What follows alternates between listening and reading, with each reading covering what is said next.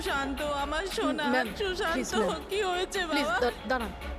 ছাড়ো আমাকে, ছাড়ো প্লিজ। সুশান্ত তো কি হয়ে গেল বাবা? সুশান্ত কি Please, হয়েছে? please, সামলান নিজেকে। ও বাবা।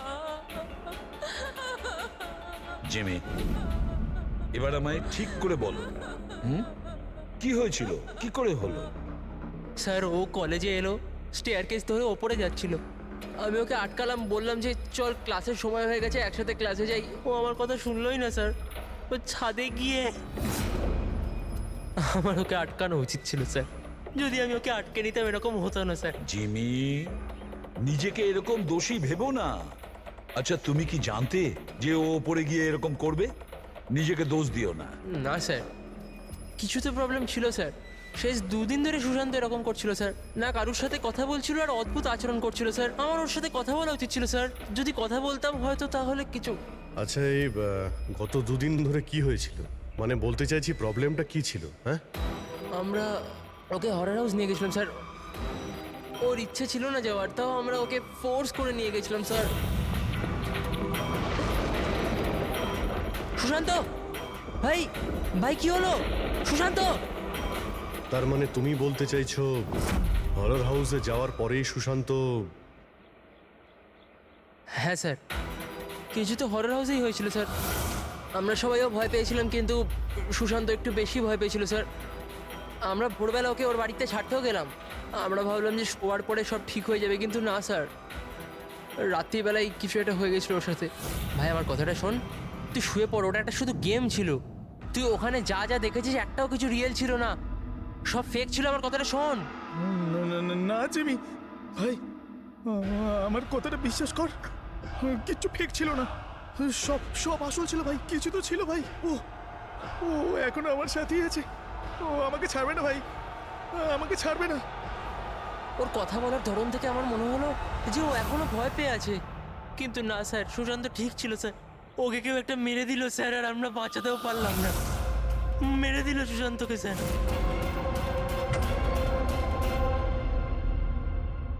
এই দেখো বস, এইটা সিটি স্ক্যান? কার? এটা একটা 80 বছরের বয়স্ক লোকের ব্রেনের সিটি স্ক্যান। এই লোকটির খুব ভয়ঙ্কর ব্রেনের অসুখ ছিল। একটু দেখো বস, এর ব্রেন সেলস কিরকম ছোট হয়ে গেছে।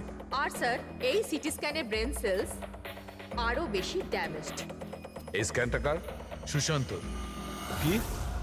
সুশান্তর?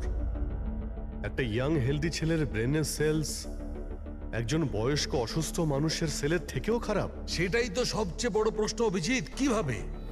আর আমরা ওর ফ্যামিলি ডক্টরের সঙ্গেও কথা বলেছি।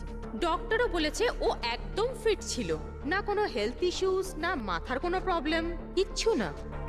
স্যার, জিমি আমাদের বলল যে হরর হাউস থেকে ফেরার পরেই এই সুশান্তের বিহেভিয়ারে পরিবর্তন এসেছিল। আর স্যার, সুশান্তর মারও তাই বক্তব্য। সুশান্ত অদ্ভুত অদ্ভুত কথা বলতে শুরু করেছিল। ওর মনে হচ্ছিল ওর আশেপাশে কেউ আছে যে ওকে মারতে চায়, অথচ কিছুই ছিল না। মাত্র 2 দিন, মাত্র 2 দিনে সুশান্তর স্কিজোফ্রেনিয়া সিম্পটম দেখা দিয়েছিল। কিন্তু কিভাবে? অভিজিৎ, জিমি হয়তো ঠিকই বলছে। এটা কোনো আত্মহত্যা নয়, খুন হয়েছে, খুন করা হয়েছে। কিন্তু খুন করলো কিভাবে?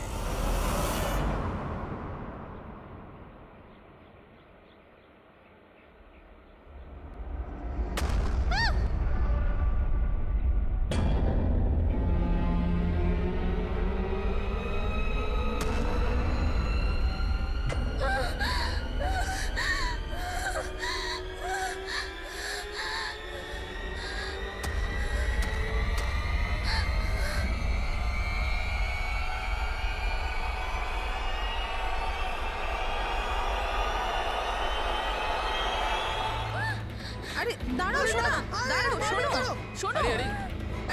দাঁড়াও, কেন মারবে?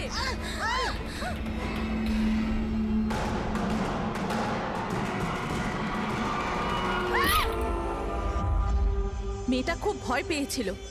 এমন মনে হচ্ছিল যেন কেউ ওর পিছু নিয়েছিল। অদ্ভুত রকমের সব কথা বলছিল। আমরা তোর সাহায্য করছিলাম, আমাদের দেখেই পালাতে গেল আর গাড়ির সামনে পড়ে গেল। তোমরা নিনার বন্ধু, তাই তো?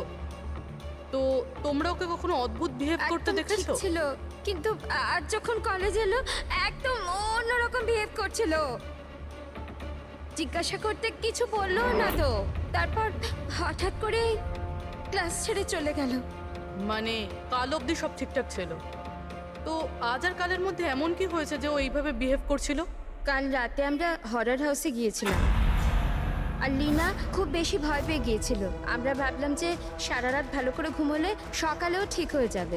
এক্স্যাক্টলি কি হয়েছিল ওখানে? স্যার, লীনা ওখানে হঠাৎ করে অজ্ঞান হয়ে গিয়েছিল। Leena, Leena, Leena, Leena, are you okay? তারপর থেকেই তো ও অদ্ভুত বিহেভ করতে লাগে। ওকে দেখে মনে হচ্ছিল ওকে যেন কেউ মেরে দেবে। কি হলো? কেউ আছে ওখানে, দেখ কেউ আছে। না, কেউ নেই ওখানে। কেন? যাও, গো। কেউ নেই ওখানে। আমি যেখানেই যাই সেখানেই চলে আসে। আমাকে ছাড়বে না, আমাকে মেরে ফেলবে। হরর হাউস, এটা সেই হরর হাউস যেখানে সুশান্ত তার বন্ধুর সঙ্গে গিয়েছিল, আর যেখান থেকে আসার পরে ওর আর নীনার মাথার মধ্যে নানান রকমের চিন্তা ঘুরতে থাকে, ভুল ধারণা হতে থাকে।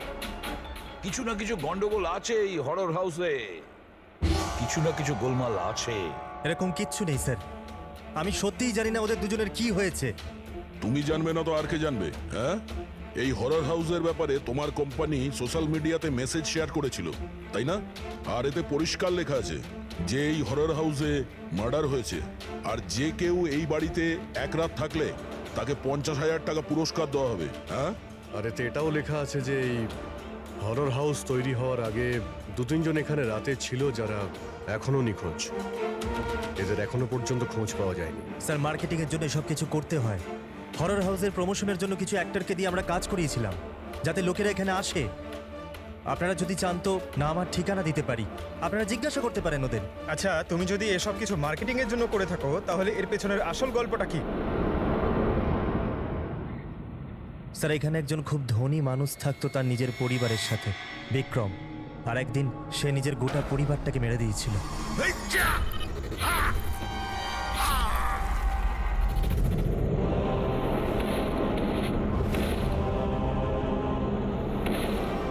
আমাকে মারতে এসেছিল, সবাইকে মেরে দিয়েছি আমি, সবাইকে মেরে দিয়েছি আমি। আমায় মারবি, আমায় মারবি।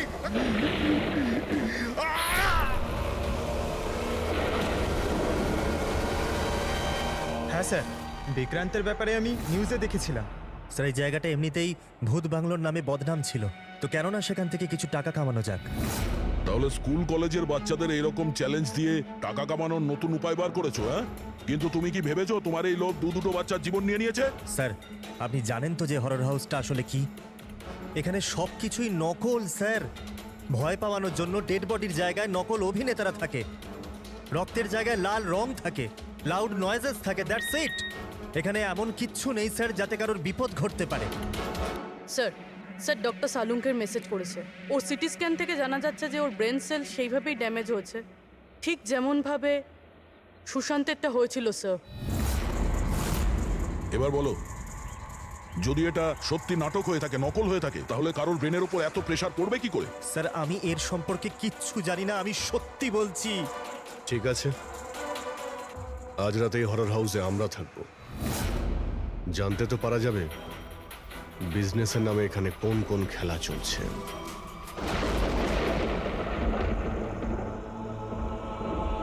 অভিজিৎ, এই বাড়ির মালিক মহেশ আর ওর স্টাফ গন্ডগোলের মনে হচ্ছে ওরাই সেই লোক যারা এসব করছে। আমরা আলাদা আলাদা রুমে যাব, একা। আমরা সবাই নিশ্চয়ই এটা জানি যে এরা এখানে এমন ব্যবস্থা করে রেখেছে যাতে আমরা সবাই ভয় পেয়ে যাই। হ্যাঁ,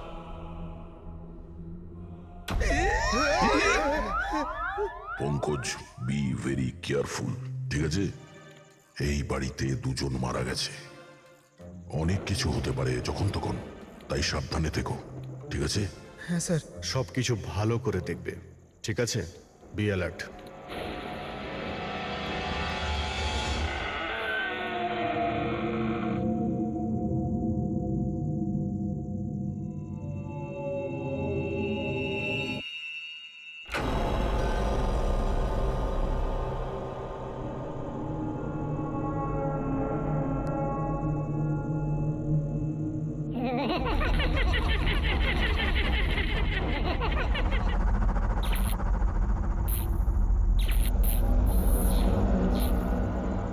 যদি দরজা অবধি যেতে হয় তো এই লাশগুলোকে টপকে যেতে হবে।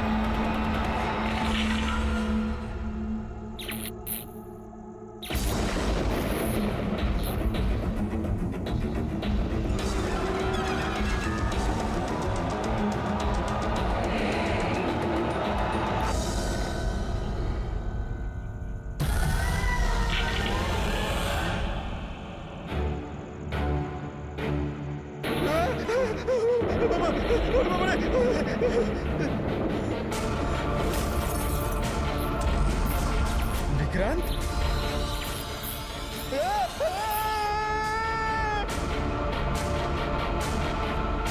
পঙ্কজ, পঙ্কজ, পঙ্কজ, কি হয়েছে? হ্যাঁ, পঙ্কজ, আরে কি হলো? পঙ্কজ, হ্যাঁ তুমি ঠিক আছো? সাবধানে।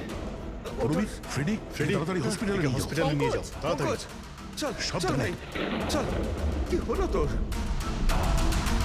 এসব কি হচ্ছে? হ্যাঁ, এর অবস্থা দেখতে পাচ্ছো? তোমরা এখানে কিরকম বিপজ্জনক খেলা খেলছো? স্যার, আমি আপনাদের তো বলেছিলাম এখানে সবকিছু নকল। যাদেরকে আপনারা দেখেছেন সবাই জুনিয়র অ্যাক্টর হাতে ছুরি নিয়ে। আর স্যার, ওটা বিক্রমের হলোগ্রাম ইমেজ ছিল। স্যার, এখানে এমন কিচ্ছু নেই যাতে কারোর বিপদ ঘটতে পারে। তুমি একটা কথা হাজারবার বলো, কিন্তু একটা কথা ঠিক, এখানে কিছু তো আছে যেটা যেটা ঠিক নয়। বস, পঙ্কজের অবস্থা আগের থেকে ভালো। ওর সিটি স্ক্যান করা হয়েছে, আর তাতে এমন কিছু পাওয়া যায়নি যেটা চিন্তার কারণ হতে পারে। এটা খুব ভালো ব্যাপার যে তোমরা একদম ঠিক সময় পঙ্কজকে ওখান থেকে বার করে আনতে পেরেছো। বুঝতে পারছি না, ওই হরর হাউসে আমরা সবাই ছিলাম। এমন কিছু রুম ছিল যেখানে থাকলে ভয় করতে পারে, তখনই আমরা অন্য রুমে চলে যেতাম। পঙ্কজ হয়তো এরকমই করেছিল, কিন্তু ওর সঙ্গে এমন কি হলো যাতে ওর ব্রেনে এতটা এফেক্ট পড়লো? স্যার, এই সুশান্ত আর নীনা তাদের বন্ধুদের সঙ্গে এই হরর হাউসে গিয়েছিল। কিন্তু এর প্রভাব কিন্তু এদের দুজনের উপরেই হয়েছিল, ওদের বন্ধুদের উপর কোনো প্রভাব হয়নি, সবাই নর্মাল ছিল। স্যার হতে পারে ওই হরর হাউসের কোনো একটা ঘরে এমন কোনো জিনিস আছে যেটা মানুষের ব্রেনের ওপর খুব প্রভাব ফেলে। এই পঙ্কজ, নীনা, সুশান্ত ওরা গিয়েছিল তাই ওদের ব্রেনে প্রভাব পড়েছে, বাকি সবাই ওই ঘরে যায়নি তাই ওদের ব্রেনে কোনো প্রভাব পড়েনি। হতে পারে দয়া, হতে পারে, কিন্তু কোন রুমে ঘটনাটা ঘটেছে সেটা তো জানতে হবে। স্যার আমি ওখানে বিক্রান্তের ডায়েরি পেয়েছি। যেদিন ওর ফ্যামিলিকে খুন করে ও আত্মহত্যা করেছিল তার কয়েকদিন আগেই ও লিখেছিল, আমি আবার ওদের দেখেছি, ওদের শব্দ শুনতে পেয়েছি, ওরা সব জায়গাতে আমার পিছু নিচ্ছে, আমি রাতে ঘুমোতে পারি না, কাউকে ভরসা করতে পারছি না, ওই শয়তান সবাইকে ওর দিকে করে নিয়েছে। কিন্তু অদ্ভুত ব্যাপার হলো এর আগেও যা কিছু লিখেছে তা একদমই নর্মাল, তার মধ্যে ভয়ের কোনো কথা লেখাই নেই। যা কিছু হয়েছে হঠাৎ করেই হয়েছে স্যার, সুশান্ত আর নীনার মতো। একটা কথা কিছুতেই বুঝতে পারছি না অভিজিৎ, এই বিক্রান্ত তার নিজের ফ্যামিলিকে পুরো শেষ করে দিল, আর এতটা ভয় পেল যে নিজেকেও মেরে ফেললো, আত্মহত্যা করলো। না অভিজিৎ, কিছু না কিছু গোলমাল আছে। তাহলে কি সুশান্ত আর নীনার মতো কেউ বিক্রান্তকেই মেরেছিল? এটা আত্মহত্যা নয় বরং খুন। বাট কি হতে পারে বিক্রান্তের সঙ্গে, কি হয়েছিল ওর সাথে, কিভাবে জানা যাবে? স্যার বিক্রান্তের ফ্যামিলিতে মাত্র একটাই মেয়ে জীবিত এখনো, ওর বড় মেয়ে রাধিকা। স্যার হয়তো আমি আজ বেঁচে আছি তাহলে শুধু এই কারণ আমি ওই দিন শহরের বাইরে ছিলাম, একটা ট্রিপে গেছিলাম, আর যখন ফেরত এলাম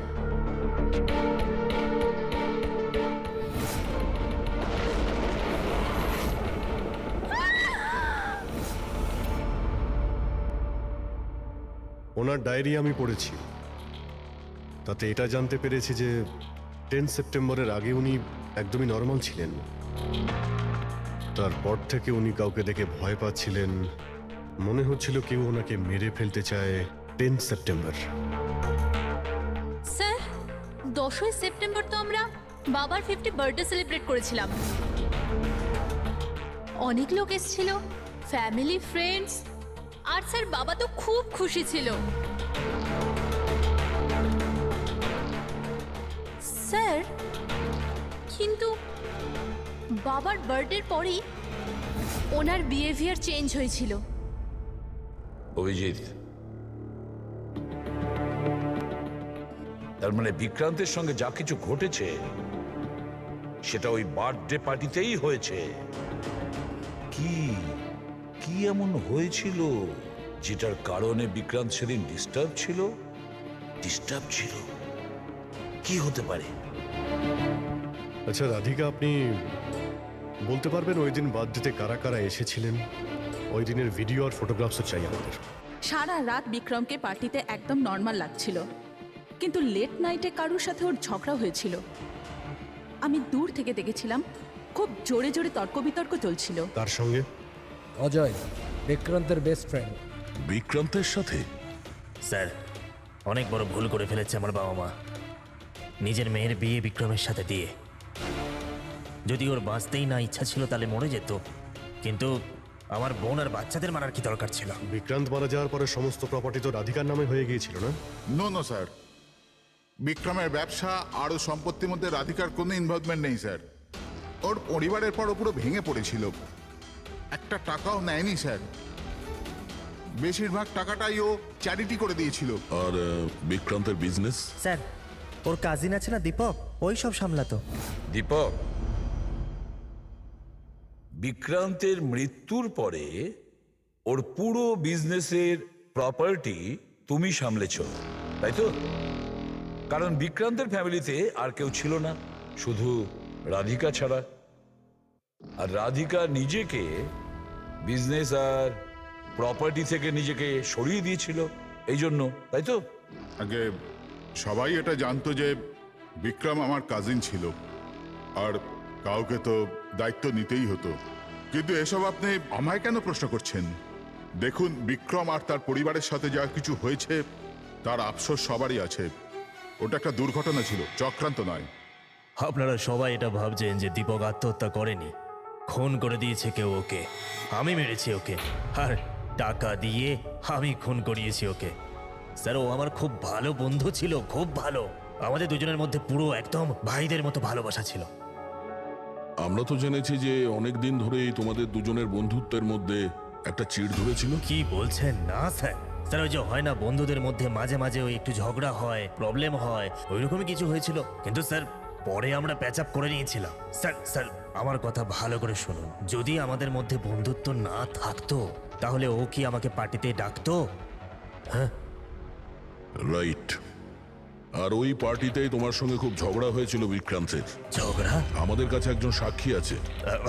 না স্যার, ঝগড়া হয়নি স্যার। আসলে কি বলুন তো, ওই 3-4 পেক ভেতরে যাওয়ার পর শুধু আমরা দুজন হাইপার হয়ে গেছিলাম। তারপর আমাদের দুজনের মধ্যে ওই তর্কাতর্কি শুরু হয়ে গেছিল, দ্যাটস ইট। অদ্ভুত কথা বলেন ম্যাম আপনারা। পুরো পৃথিবী জানে যে বিক্রম নিজের ফ্যামিলির খুন করে নিজে সুইসাইড করেছিল। হতে পারে ওর অনেক বড় প্রবলেম ছিল, পুলিশও এই কেসটা ক্লোজ করে দিয়েছে। তো আপনারা কেন আমাকে 2 বছর বাদে এই কেসটাতে ফাঁসাতে চাইছেন? আই মিন, আমি এরকম কেন করব? দেখুন, আমরা তো শুধু এটুকুই জানতে পেরেছি, বিক্রান্তের কোম্পানিতে বছরের পর বছর কাজ করার পরেও আপনার প্রমোশন হয়নি। ইনফ্যাক্ট বিক্রান্ত আপনাকে বরখাস্ত করতে চেয়েছিল, আর তারপর আচমকা বিক্রান্তের মৃত্যুর পর আপনার ফাইন্যান্সিয়াল কন্ডিশন বেটার হয়ে গেল। হ্যাঁ, তো মানে আপনারা এটা বলতে চাইছেন যে আমি বিক্রমকে খুন করে ওর পুরো প্রপার্টিটা নিজের নামে করিয়ে নিয়েছি? Is that you want to say? আপনাদের এটা মনে হয় যে আমি বিক্রমকে উস্কেছিলাম নিজের ফ্যামিলিকে মেরে দিয়ে আত্মহত্যা করার জন্য? এ ব্যাপারে আপনাদের কাছে কোনো প্রমাণ, কোনো সাক্ষী আছে? দীপক, বিক্রান্তের 50তম জন্মদিনের পার্টিতে তুমি নিশ্চয়ই ছিলে, তাই তো? তাহলে কোনো গিফটও নিয়ে গিয়েছিলে? 50 বছরের পার্টি বলে কথা। কি কি নিয়ে গিয়েছিলে একটু বলো না। আগে 2 বছর আমি বিভিন্ন জনকে বিভিন্ন গিফট করেছি, কি করে বলবো যে বিক্রমকে কি দিয়েছিলাম? আমি ঠিক মনে করতে পারছি না। আই থিঙ্ক শুধু কার্ডটাই দিয়েছিলাম। কিন্তু স্যার এই হঠাৎ মধ্যেখানে গিফট কোথা থেকে চলে এলো? আর আমার মনে নেই যে আমি ওকে কি গিফট দিয়েছিলাম। এটা 2 বছর আগের ঘটনা ম্যাম। আর কাউকে কোনো গিফট দেওয়া কি কোনো দোষের কিছু? আমি বিক্রমকে ওর ফেভারিট অথরের নতুন বই গিফট করেছিলাম, কিন্তু ওকে অন্যরা কে কি গিফট করেছিল সেটা আমি জানি না। আপনি কেন জানতে চাইছেন?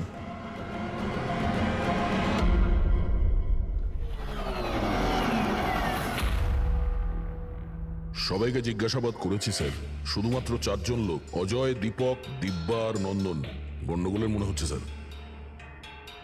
স্যার, মনে হয় না এরা কেউ আদৌ সত্যি কথা বলছে। স্যার 2 বছর হয়ে গেছে এটা ঘটেছিল, কোনো সাক্ষী প্রমাণ পাওয়া বেশ মুশকিল, তাই সেটারই সুযোগ নিচ্ছেন এনারা। তবে এটা শিওর যে এনাদের মধ্যে কেউ মিথ্যে বলছে, সেই হলো বিক্রান্তের খুনি। অভিজিৎ, তাও একটা প্রশ্ন থেকে যায়, যদি এমন কেউ গিফট দিয়ে থাকে যেটাতে মাথা খারাপ হয়ে যায়, তাহলে বিক্রান্তের কেন মাথাটা খারাপ হলো সেই জিনিসটা পেয়ে? আরো তো অনেকে ছিল ওই ঘরে, তাদের কোনো কিছু হয়নি কেন? হ্যাঁ স্যার, বিক্রান্তের ফ্যামিলিতে 5 জন লোক ছিল, চাকর বাকর আলাদা, ওদেরও তো প্রভাব পড়তে পারতো এর ওপরে। যেমন 2 বছর বাদে যত লোক ওখানে গেছে কারোর ওপর কোনো প্রভাব পড়েনি, শুধুমাত্র পঙ্কজ, সুশান্ত আর নীনা। পঙ্কজ, বলো কোন রুমে গিয়েছিলে আর কিভাবে গিয়েছিলে?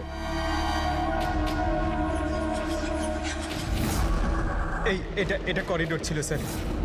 আমি সিঁড়ি দিয়ে নিচে যাই স্যার,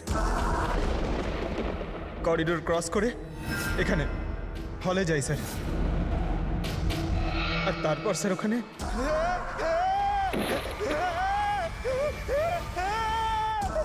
ও আমার পা ধরেছিল স্যার, আমি ভয় পেয়ে যাই, তারপর আমি এখান থেকে পালাই, আর তারপর স্যার আমি করিডোরে আসি, আর এইখানেই হয়তো কোথাও আমি ওই বিক্রান্তকে দেখি আর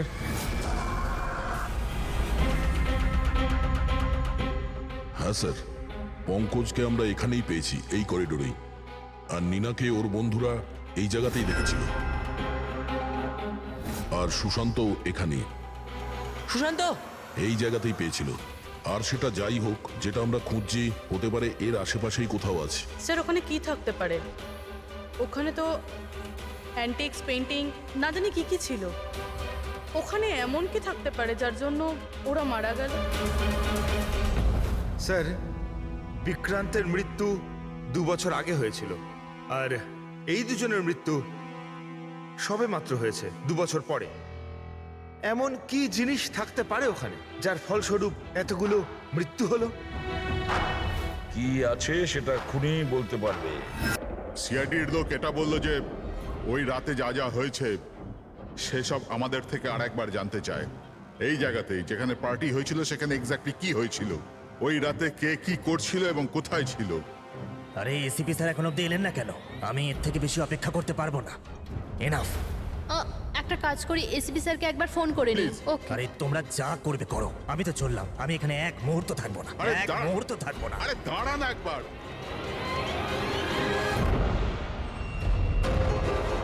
হ্যালো স্যার, আমি বলছিলাম আপনি আমাদের হরর হাউসে রেখেছিলেন না? আমরা এসে গেছি। হ্যাঁ স্যার, আমি, নন্দন, অজয় আর দীপক।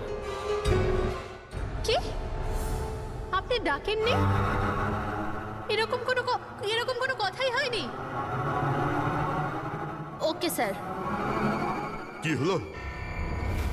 এসিপি বলছেন উনি আমাদের ডাকেনি। আরে আরে এসব কি হচ্ছে? জানি না, মনে হয় কেউ আমাদের সাথে মজা করেছে।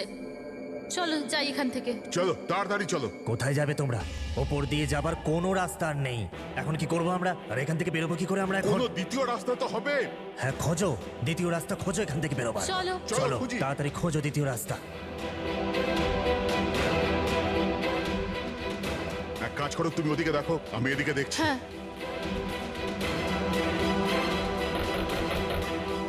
আরে কেউ আছেন? প্লিজ দরজা খোলো।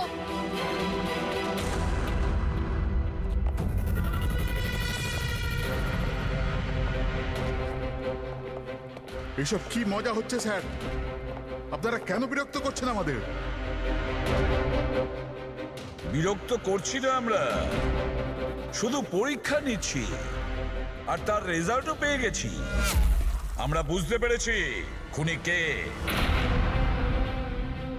আপনাদের সবাইকে এই হরর হাউসে সেই জায়গাতে বন্দি করা হয়েছিল যেখানে এমন কোনো জিনিস আছে যার কারণে ব্রেনের ওপর খুব প্রভাব পড়ে আর মানুষ অদ্ভুত ধরনের বিহেভ করে, কিন্তু ওই জিনিসটার ব্যাপারে খুনি জানে।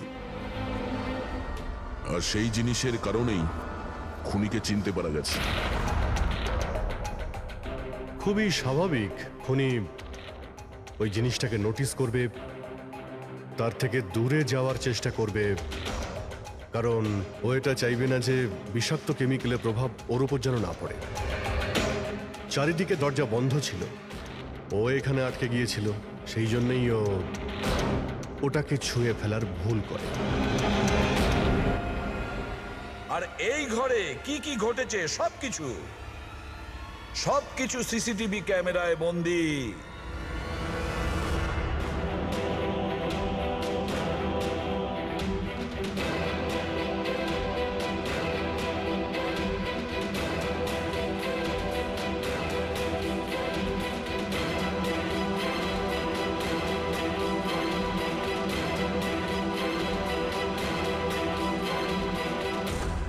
সবাই ভাবতো যে বিক্রম খুব ভালো একজন মানুষ, কিন্তু এটা সত্যি ছিল না। বিক্রম খুবই বাজে লোক ছিল। ওর আমার বউয়ের সাথে অ্যাফেয়ার চলছিল। আমার বউ তার ভুল বুঝতে পেরেছিল। ও বিক্রমের থেকে দূরে যেতে চাইলেই বিক্রম ওকে হুমকি দিতে শুরু করলো। বলতে লাগলো তোমার বরকে বলে দেবো, ওকে চাকরি থেকে বের করে দেবো। লজ্জায় আমার বউ আত্মহত্যা করেছিল। আর তাই তুমি ওর ওপর প্রতিশোধ নিতে চেয়েছিলে? আমার একটা বন্ধু কেমিস্ট ছিল, আমি ওর থেকেই টক্সিক বিষটার সম্বন্ধে জানতে পারি।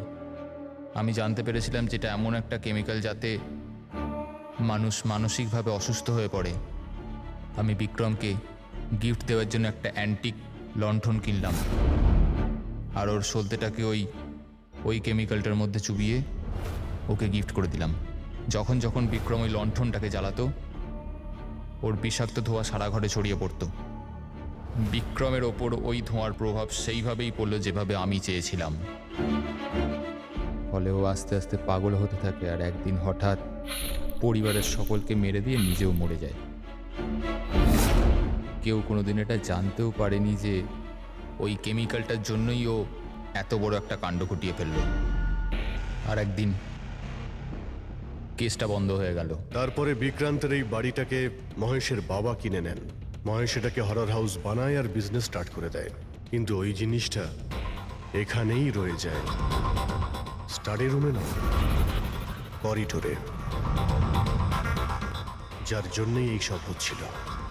সত্যি বলছি, আমি যখন জানতে পারলাম যে ওই বিষাক্ত লণ্ঠনটার জন্য 2 বছর বাদেও লোকজন মারা যাচ্ছে, তো আমি ঘাবড়ে গেলাম। আমি লণ্ঠনটা এখান থেকে বের করবার রিস্কটা নিতে চাইনি। সব অপরাধী একই কথা ভাবে। সে খুব চালাকি করে নিজের কাজটা করেছে, আর তাকে কেউ কোনোদিন ধরতে পারবে না। কিন্তু সব অপরাধী ওই একই কথা ভুলে যায়, আইনকে কেউ বেশি দিন ধরে বোকা বানিয়ে রাখতে পারে না। একদিন না একদিন সে ধরা পড়বেই। দেখো, তোমার সেই প্রতিশোধের আগুনে কতগুলো নিরীহ লোকের প্রাণ গেল। আইন তোমাকে কোনোদিন ক্ষমা করবে না। কঠোরতম শাস্তি হবে তোমার, ফাঁসি হবে তোমার, ফাঁসি।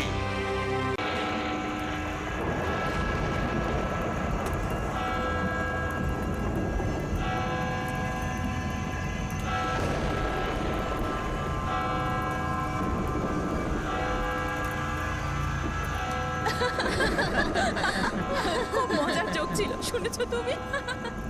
দেখো মা, he looks like a monkey. দেখো মা সবসময় আবার জ্বালাতন এসব? করে আমাকে। আরে প্লিজ তোমরা এই ঝগড়া করো না। মা, ও আমাকে বলতে থাকে সারাক্ষণ।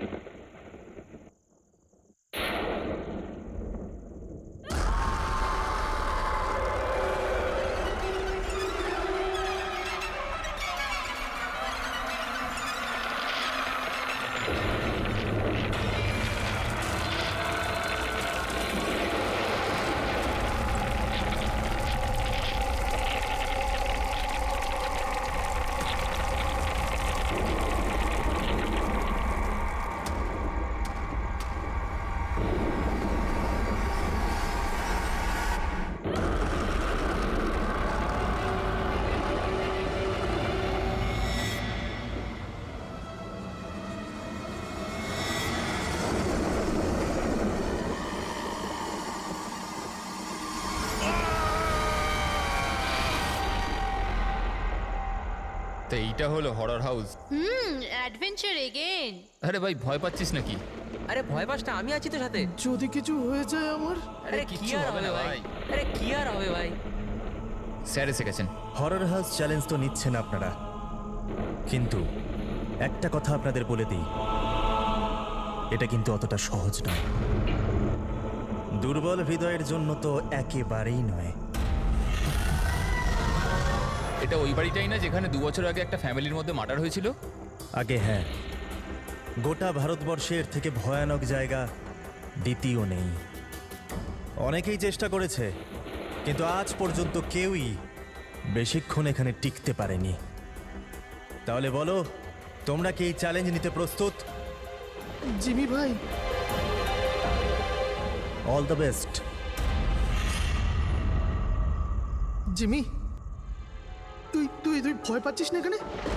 আরে ভয়টা আবার কিসের?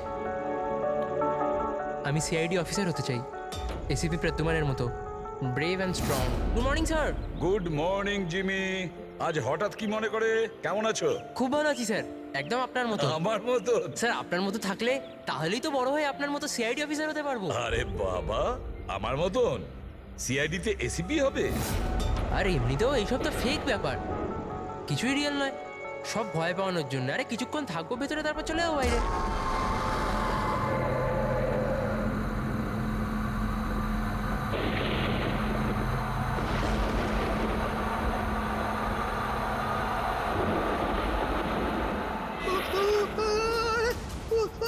আরে খোল রোহিত, রোহিত খোল না, আরে খোল। ঠিক আছে, আরে রোহিত তো খোল না। এখন এখান থেকে আমাদের আলাদা আলাদা যেতে হবে। Jimmy, see you later Sushant. আরে বাই। জিমি প্লিজ দরজাটা সুশান্ত, খুলে কিচ্ছু দে হবে জিমি। না। আরে চল না ভাই। আরে প্লিজ কাম ব্যাক গাইস।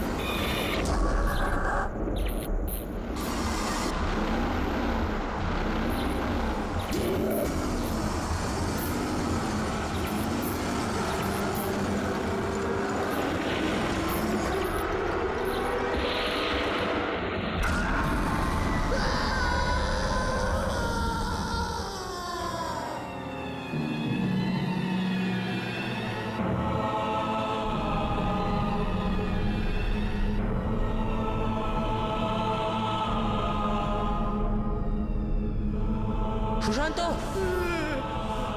এদিকে কোথায় যাচ্ছিস? ক্লাস করবি, চল। সুশান্ত, কি হয়েছে? কাল রাত্রিরে আন্টিও ফোন করেছিল। তোর কি হয়েছে আমাকে একটু বলবি? দেখে তো কিছুই বোঝা যাচ্ছে না, কিছু তো বল। তুই চল আমার সাথে ক্লাসে চল। এই,